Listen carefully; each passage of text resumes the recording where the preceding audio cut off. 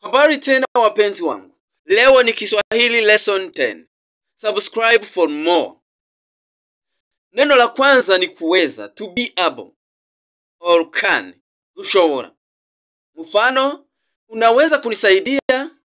Can you help me? Ushobora kumfasha?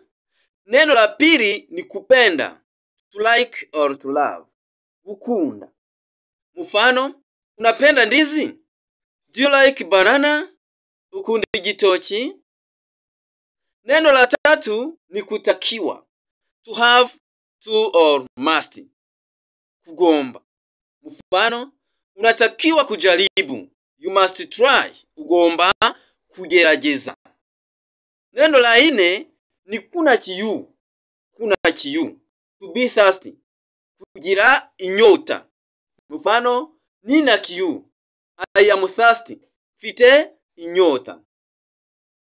Neno la tano ni kushiba, to be satisfied or to be full after eating, guhaga.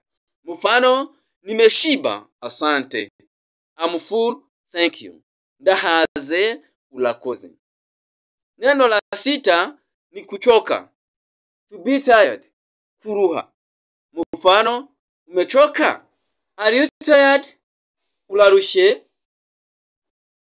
Neno la saba ni kuogopa, to be afraid, gutinya cyangwa se kugira ubwoba. Mfano, ninaogopa ajali, I am afraid of accident, ntinya impanuka. Neno la nane ni kuzoea, to be used to, kumenyera. Mfano, ninazoea joto, I am used to the heat, menyereye ubushyuhe. Neno la tisa ni kuchukia, to hate or to dislike, kwanga. Mfano, ninachukia sana desturi zako, I dislike very much your behavior, nanga cyane imyitwarire yawe. Neno la 10 ni kusikia, to hear, kumva.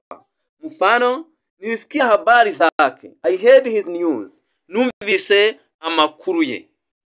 Asante sana wapenzi wangu.